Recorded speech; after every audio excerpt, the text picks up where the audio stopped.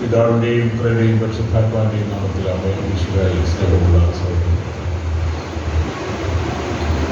ഇന്നത്തെ വചനത്തിൽ യേശുവിൻ്റെ പീഡാനുഭവത്തെയും കുരിശുമരണത്തെയും ഒക്കെ മുൻകൂട്ടി പറയും, 3 പ്രാവശ്യം മുൻകൂട്ടി പറയും. ഒരുപക്ഷെ അപ്പോസ്തലന്മാരെ യേശുവിൻ്റെ രക്ഷാകരമായ സഹനത്തിലേക്ക് അടുപ്പിക്കാൻ വേണ്ടിയായിരിക്കും. പെട്ടെന്ന് അവർക്ക് അത് ഉൾക്കൊള്ളാനായിട്ട് കഴിയുകയില്ല.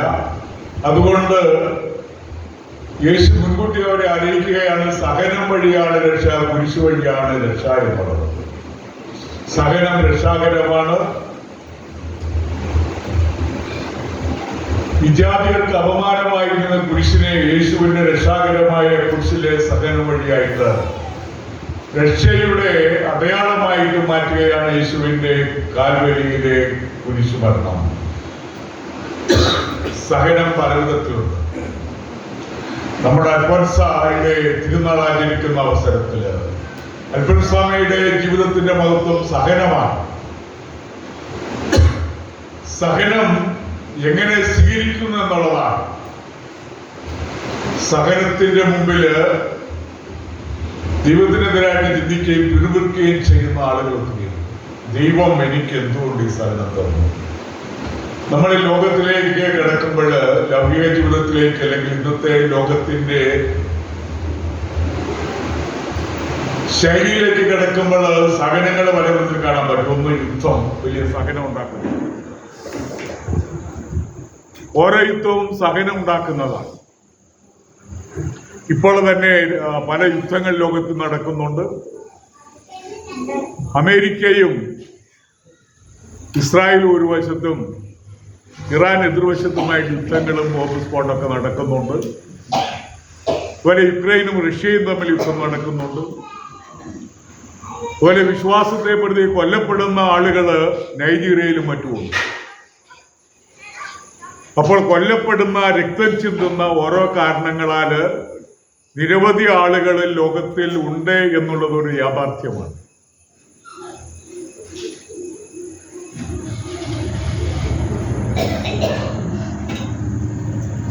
അതുപോലെ രോഗം ഒരു സഹനമാണ്. രോഗം മൂലം സഹിക്കുന്ന വ്യക്തികളുണ്ട്. അപ്പോൾ ഓരോ ആശുപത്രിയിലേക്ക് ചെന്നു കഴിഞ്ഞാൽ രോഗം മൂലം സഹിക്കുന്ന വ്യക്തികളുണ്ട്.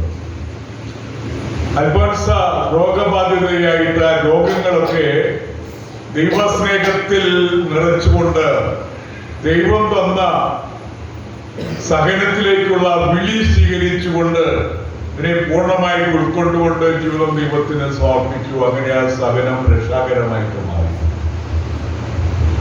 നിരവധി ആളുകള് ആശുപത്രിയിൽ കഴിയുന്നവരുണ്ട്, രോഗവുമായിട്ട് മല്ലിടുന്നവർ.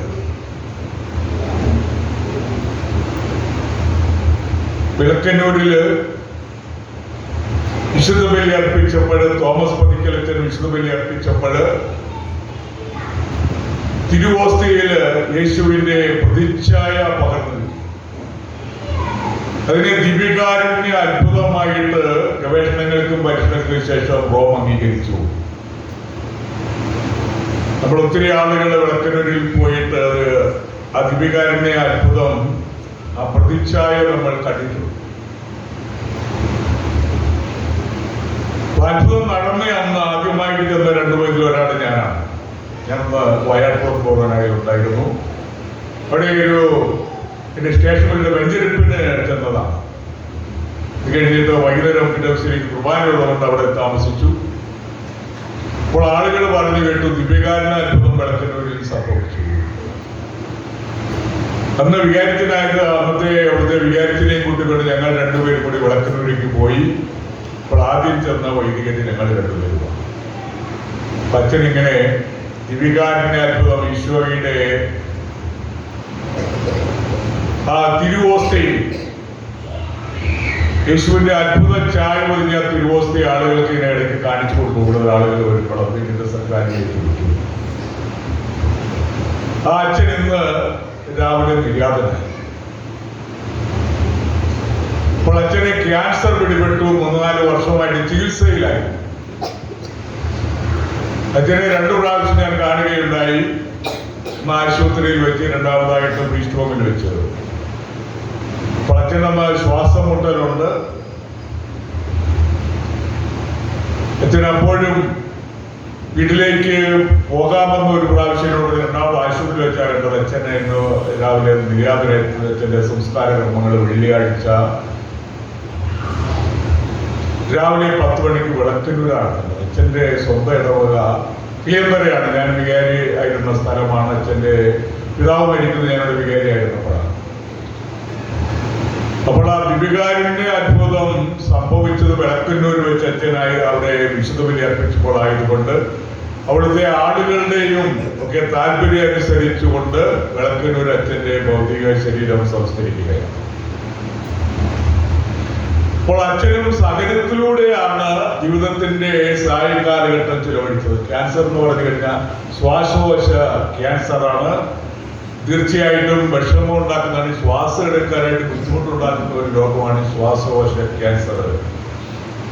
അപ്പോൾ അങ്ങനെ ആ സഹനത്തിലൂടെ തന്നെ ജീവിത ബലി പൂർത്തീകരിച്ചു. ഈ സഹനങ്ങൾ വരുമ്പോൾ ആലോചിക്കാതെ എനിക്ക് എന്തുകൊണ്ട് ഈ സഹനം സംഭവിക്കുന്നു എന്നുള്ളത്. ചിലര് സഹനത്തെ ശാന്തമായിട്ട് സ്വീകരിക്കുന്ന ആളുകളുണ്ട്. ഒരിക്കലൊരു യുവതിയായ സ്ത്രീ, കല്യാണം കഴിഞ്ഞ ഒരു ആൺകൊച്ചുണ്ട്, 12 വയസ്സ് പ്രായം. അപ്പൊ എന്റെ ഇടവയിലാണ് അവളുടെ വീട്. ഒരു ക്യാൻസർ ബാധിതയായി ആശുപത്രിയിലുണ്ടെന്ന് കേട്ട് ഞാൻ കാണാനായിട്ട് തിരുവഞ്ചാരി. ഞാൻ വിചാരിച്ചു ഇവൾക്കൊരു കൊച്ചുണ്ട്, വളരെ ദുഃഖിതയായിരിക്കുമെന്നാണ് ഞാൻ വിചാരിച്ചത്. കാരണം 10-28 വയസ്സിൽ കൂടുതൽ പ്രായമില്ല. ഇപ്പോൾ തന്റെ ആ ജീവിതം, ഭൗതിക ജീവിതം, കൊച്ചിനെയൊക്കെ ഭർത്താവിനെയൊക്കെ ഉപേക്ഷിച്ചിട്ട് തന്റെ ഈ ലോക ജീവിതത്തിലെ നാളുകൾ എണ്ണപ്പെട്ടു എന്ന് ചിന്തിക്കുമ്പോൾ തീർച്ചയായിട്ടും വിഷമമുണ്ടാകും. പക്ഷെ അവൾ വളരെ ശാന്തയായിട്ട് കാണപ്പെട്ടു. അത് കഴിഞ്ഞിട്ട് അവള് ഏതാനും മാസങ്ങൾ കഴിഞ്ഞാണ് മരിക്കുന്നത്. ഞാൻ പല പ്രാവശ്യം വിശുദ്ധ കുർബാന നൽകി സംസ്കാര കർമ്മം നടത്തിയത് ഞാനാണ്. പിന്നീട് വർഷങ്ങൾക്ക് ശേഷം ആ കൊച്ചിനെ ഞാൻ കാണുകയാണ്. ഇവിടെ ഭർത്താവിനെ ഞാൻ അറിയുന്നതാണ്. പിന്നീട് ആ കൊച്ചിനെ കാണുന്നത് അത് വളർന്നു വലുതായി കല്യാണമൊക്കെ കഴിച്ച് ഓസ്ട്രേലിയയിലാണ്. ഞാനുണ്ടെന്ന് പറഞ്ഞ് അവരും ഭാര്യയും പിള്ളേരും കൂടെ എന്നെ കാണാനായിട്ട്. അപ്പോൾ ദൈവത്തിന്റെ പരിപാലന പ്രത്യേകമാണ്. അമ്മ ഈ കൊച്ചിന് 2 വയസ്സുള്ളപ്പോൾ മരിച്ചെങ്കിലും ദൈവപരിപാലനയിൽ ആ കൊച്ചു വളർന്നു വലുതായി ഒരു കുടുംബനാഥനായി മക്കളെയൊക്കെ വളർത്തിക്കൊണ്ട് ഓസ്ട്രേലിയയിൽ കഴിയുക. ഒരിക്കലും അവനെ വിളിച്ചു, ഇതൊരു കൊച്ചിന് ചെറിയ അസുഖമുണ്ട്, പ്രാർത്ഥിക്കുന്നു. ഇങ്ങനെ മനുഷ്യ ജീവിതത്തില് സഹനങ്ങളുണ്ട്. നമ്മൾ ഇഷ്ടപ്പെട്ടാലും ഇല്ലെങ്കിലും സഹനങ്ങളിലൂടെ കണ്ടുപോയിരിക്കും. അത് ശാരീരികമായ സഹനം, രോഗം, വൈകാരികമായിട്ടുള്ള സഹനം ഉണ്ടാകും. നമ്മളുമായിട്ട് ബന്ധപ്പെട്ടവരിൽ നിന്നും അകൽച്ച സംഭവിക്കുമ്പോൾ, അവർ പരിഗണിക്കാതിരിക്കുമ്പോൾ, മക്കൾ മാതാപിതാക്കളെ അന്വേഷിക്കാതിരിക്കുമ്പോൾ, മക്കൾക്ക് മാതാപിതാക്കളുടെ സ്നേഹം കിട്ടാതെ വരുമ്പോൾ, ഇങ്ങനെയുള്ള സാഹചര്യങ്ങളൊക്കെ തീർച്ചയായിട്ടും വേദന ഉണ്ടാക്കും. ജീവിതത്തിന്റെ സായകാലഘട്ടത്തില് മക്കളുടെ സാന്നിധ്യമില്ലാതെ മാതാപിതാക്കൾ തനിയെ കഴിയേണ്ട അവസ്ഥ വളരെ കൂടുതലാണ്. തങ്ങൾ സ്നേഹിച്ചു വളർത്തിയ മക്കൾ വിദേശങ്ങളിൽ കഴിയുമ്പോൾ, ഞങ്ങളുടെ ജീവിതത്തിന്റെ മരണസമയത്തും രോഗാവസ്ഥയിലൊക്കെ മക്കളുടെ സ്വാതന്ത്ര്യവും ശുശ്രൂഷയൊക്കെ ലഭിക്കാൻ കഴിയാതെ ഏകാന്തതയിൽ കഴിയുന്ന നിരവധി മനുഷ്യരുന്നുണ്ട്. അവർക്ക് വേദനിക്കുന്നവരാണ്. ഇങ്ങനെയുള്ള പല വിധത്തിലുള്ള വേദനകളുണ്ട്. നമ്മൾ സൃഷ്ടിക്കുന്ന പ്രശ്നങ്ങൾ കൊണ്ടുള്ള വേദനകളുണ്ട്, രോഗാവസ്ഥ കൊണ്ടുള്ള വേദനകളുണ്ട്, മനുഷ്യന്റെ സൃഷ്ടിയായ യുദ്ധങ്ങൾ കൊണ്ടുള്ള വേദനകളുണ്ട്. അപ്പൊ അങ്ങനെ നിരവധിയായിട്ടുള്ള സംഘർഷങ്ങളും വേദനകളും ലോകത്തിലുണ്ട്. ഇടയ്ക്ക് ഭൂമി കുലുക്കമുണ്ടാകും.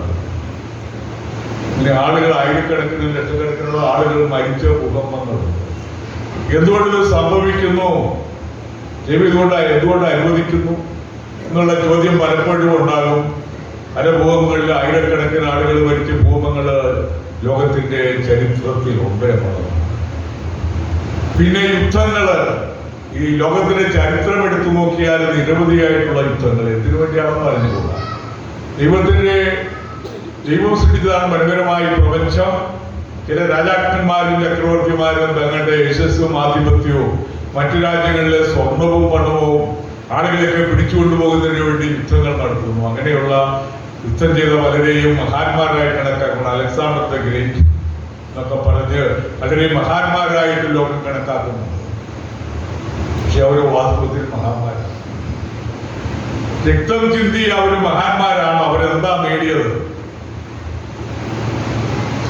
അവര് ഈ ലോകത്തിലെ കുറെ കാലഘട്ടം ജീവിച്ചതിന് ശേഷം അവരുടെ കിരീടമൊക്കെ എടുത്തു വെച്ച് മരിച്ചുപോയ ഡെഡ് ബോഡിയിൽ കിരീടം വെക്കാൻ പറ്റും.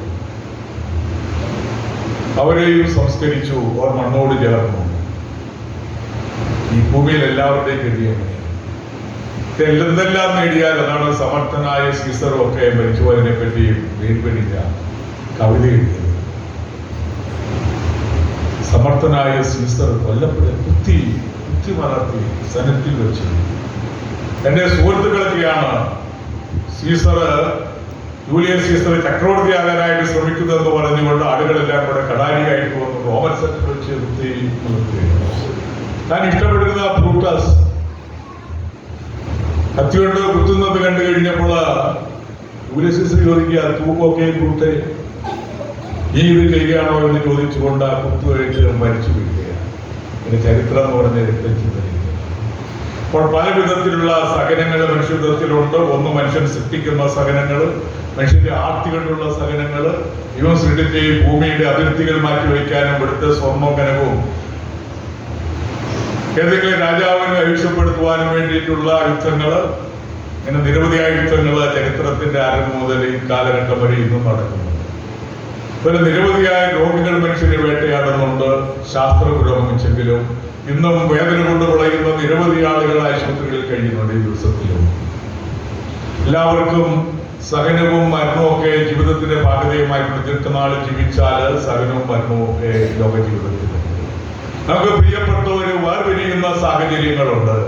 ഇതിനെല്ലാം നമ്മൾ നിലനിൽക്കുന്ന ജീവിതത്തിൽ അഭിമുഖീകരിക്കേണ്ടതായിട്ടുണ്ട്. അൽഫോൻസാമ്മയുടെ തിരുനാൾ ആചരിക്കുന്ന ഈ അവസരത്തില് നമുക്ക് ജീവിതം അനുവദിച്ചു തരുന്ന സഹനങ്ങളെ വിശ്വാസത്തിന്റെ വെളിച്ചത്തിൽ സ്വീകരിക്കുക എന്നുള്ളതാണ് ഏറ്റവും പ്രധാനപ്പെട്ട കാര്യം. വിശ്വാസത്തിന്റെ വെളിച്ചത്തില് നമ്മുടെ ജീവിതത്തെയും സഹനത്തെയും ആത്യന്തികമായിട്ടും മരണത്തെയും ദൈവത്തിന്റെ നമ്മളെ പറ്റിയുള്ള പദ്ധതിയായിട്ട് പ്ലാനായിട്ട് കണ്ടുകൊണ്ട് ദൈവത്തിന്റെ ഇഷ്ടം നിറവേറട്ടെ എന്ന് യേശുവിനോടൊപ്പം പറയാനായിട്ട് നമുക്ക് കഴിയണം. പിതാവേ, അങ്ങയുടെ കരങ്ങളിന്റെ ആത്മാവിനെ പരമേൽപ്പിക്കുന്നെന്ന് പറഞ്ഞുകൊണ്ട് പ്രാണൻ വെടിഞ്ഞ് കുശിൽ കിടന്ന് പ്രാണൻ വെടിഞ്ഞ സഹനത്തിന്റെ പാരമ്യതയിൽ മരിച്ച ദൈവത്തിനായ യേശുവിനെ നമ്മൾ അനുസ്മരിക്കുമ്പോൾ നമ്മുടെ ജീവിതത്തിലും ലോക ജീവിതത്തില് പരിസമാപ്തിയുണ്ട്. സഹനങ്ങളെ ജീവിതത്തിന്റെ പല കാലഘട്ടങ്ങളിലും വരെ അതിനെ രക്ഷാകരമായിട്ട് സ്വീകരിച്ചുകൊണ്ട് യേശുവിന്റെ സഹനത്തോട് ചേർത്ത് വെച്ചുകൊണ്ട് നിരവധിയായ രക്തസാക്ഷികളുടെ സഹനത്തോട് ചേർത്ത് വെച്ചുകൊണ്ട് മറ്റു വിശുദ്ധരുടെ സഹനത്തെ പറ്റി ധ്യാനിച്ചുകൊണ്ട് നമ്മുടെ ജീവിതത്തെ സമർപ്പിക്കുമ്പോൾ നാം ധന്യരാകും. അങ്ങനെ സഹനം രക്ഷാകരമായിട്ട് മാറും. അതിന് നമുക്ക് കഴിയട്ടെ. പിതാവിന്റെയും പുത്രന്റെയും പരിശുദ്ധാത്മാവിന്റെയും നാമത്തിൽ ആമേൻ.